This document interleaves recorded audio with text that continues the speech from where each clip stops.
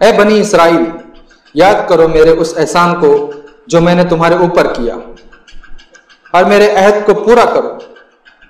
میں تمہارے عہد کو پورا کروں گا، اور میرا ہی ڈر رکھو، اور ایمان لاؤ اس چیز پر جو میں نے اتاری ہے، تصدیق کرتی ہوئی اس چیز کی جو تمہارے پاس ہے، اور تم سب سے پہلے اس کا انکار کرنے والے نہ بنو، اور نہ لو میری آیتوں پر بول تھوڑا، اور مجھ سے ڈرو، اور صحیح میں غلط کو نہ ملاؤ، اور سچ کو نہ چھپاؤ، حالانکہ تم جانتے ہو، اور نماز قائم کرو اور زکوٰۃ ادا کرو، اور جھکنے والوں کے ساتھ جھک جاؤ۔ تم لوگوں سے نیک کام کرنے کو کہتے ہو اور اپنے آپ کو بھول جاتے ہو، حالانکہ تم کتاب کی تلاوت کرتے ہو۔ کیا تم سمجھتے نہیں؟ اور مدد چاہو صبر اور نماز سے، اور بے شک وہ بھاری ہے، مگر ان لوگوں پر نہیں جو ڈرنے والے ہیں، جو گمان رکھتے ہیں کہ اپنے رب سے ملنا ہے، اور وہ اسی کی طرف لوٹنے والے ہیں۔ اے بنی اسرائیل، میرے اس احسان کو یاد کرو جو میں نے تمہارے اوپر کیا، اور اس بات کو کہ میں نے تمہیں دنیا والوں پر فضیلت دی، اور ڈرو اس دن سے کہ کوئی جان کسی دوسرے جان کے کچھ کام نہ آئیں گی، نہ اس کی طرف سے کوئی سفارش قبول کی جائیں گی، اور نہ اس سے بدلے میں کچھ لیا جائے گا، اور نہ ان کی کوئی مدد کی جائے گی۔ اور جب ہم نے تمہیں فرعون کے لوگوں سے چھڑایا، وہ تمہیں بڑی تکلیف دیتے تھے، تمہارے بیٹوں کو مار ڈالتے اور تمہاری عورتوں کو زندہ رکھتے، اور اس میں تمہارے رب کی طرف سے بھاری آزمائش تھی۔ اور جب ہم نے دریا کو پھاڑ کر تمہیں پار کرایا، پھر بچایا تمہیں اور ڈبا دیا فرعون کے لوگوں کو، اور تم دیکھتے رہے۔ اور جب ہم نے موسیٰ سے وعدہ کیا 40 رات کا، پھر تم نے اس کے بعد بچھڑے کو معبود بنا لیا، اور تم ظالموں میں سے ہو گئے۔ پھر ہم نے اس کے بعد تمہیں معاف کر دیا تاکہ تم شکر گزار بنو۔ اور جب ہم نے موسیٰ کو کتاب دی اور حق اور باطل کے درمیان فیصلہ کرنے والی چیز، تاکہ تم راہ پاؤ، اور جب موسیٰ نے اپنی قوم سے کہا کہ اے میری قوم، تم نے بچڑے کو معبود بنا کر اپنی جانوں پر ظلم کیا ہے، اب اپنے پیدا کرنے والے کی طرف متوجہ ہو جاؤ اور اپنے بھیتر کے مجرموں کو اپنے ہاتھوں سے قتل کرو، اور یہ تمہارے لیے پیدا کرنے والے کے نزدیک بہتر ہے۔ تو اللہ نے تمہاری توبہ قبول فرمائی، بے شک وہی توبہ قبول کرنے والا، رحم کرنے والا ہے۔ اور جب تم نے کہا کہ اے موسیٰ، ہم تمہارا یقین نہیں کریں گے جب تک ہم اللہ کو سامنے نہ دیکھ لیں، تو تمہیں بجلی نے پکڑ لیا اور تم دیکھ رہے تھے۔ پھر ہم نے تمہاری موت کے بعد تمہیں اٹھایا تاکہ تم شکر گزار بنو، اور ہم نے تمہارے اوپر بدلیوں کا سایہ کیا اور تم پر من و سلوہ اتارا، خاص ستر چیزوں میں سے جو ہم نے تمہیں دی ہے، اور انہوں نے ہمارا کچھ نقصان نہیں کیا، وہ اپنا ہی نقصان کرتے رہے۔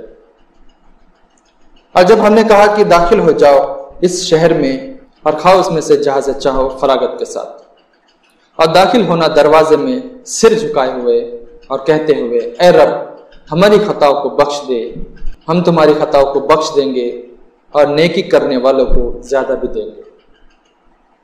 تو ان ظالموں نے بدل دیا اس بات کو جو ان سے کہی گئی تھی دوسری بات سے، تو ہم نے ان ظالموں پر نافرمانی کے سبب آسمان سے عذاب اتارا۔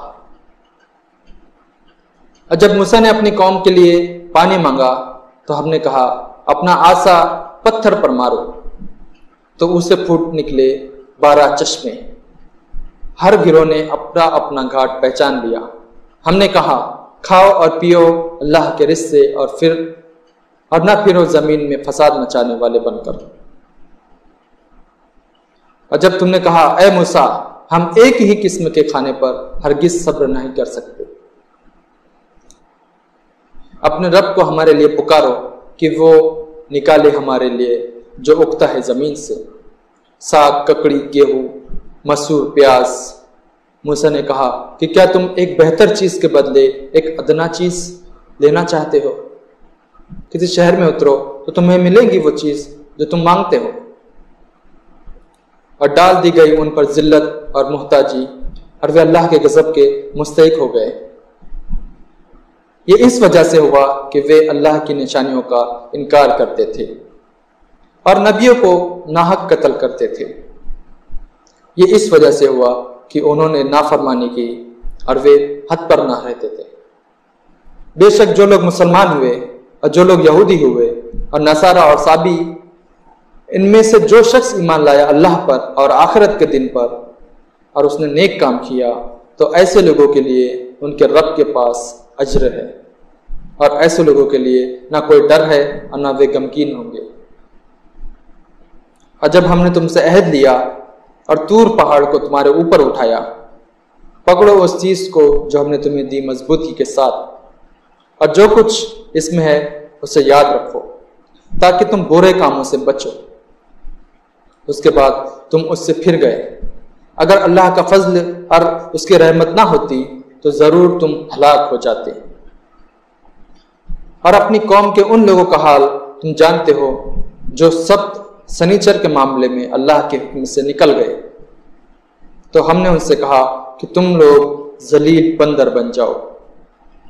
پھر ہم نے اسے عبرت بنا دیا ان لوگوں کے لیے جو اس وقت موجود تھے اور ان لوگوں کے لیے جو اس کے بعد آئے، اور اس میں ہم نے نصیحت رکھ دی ڈر والوں کے لیے۔ اور جب موسیٰ نے اپنی قوم سے کہا کہ اللہ تمہیں حکم دیتا ہے کہ تم ایک گائے ذبح کرو، انہوں نے کہا کیا تم ہم سے ہنسی کر رہے ہو؟ موسیٰ نے کہا کہ میں اللہ کی پناہ مانگتا ہوں کہ میں ایسا نادان بنوں۔ انہوں نے کہا اپنے رب سے درخواست کرو کہ وہ ہم سے بیان کرے کہ وہ گائے کیسی ہو۔ موسیٰ نے کہا اللہ فرماتا ہے کہ وہ گائے نہ بوڑھی ہو اور نہ بچھیا، ان کے بیچ کی ہو۔ اب کر ڈالو جو حکم تم کو ملا ہے۔ انہوں نے کہا اپنے رب سے درخواست کرو کہ وہ بیان کرے کہ اس کا رنگ کیسا ہو۔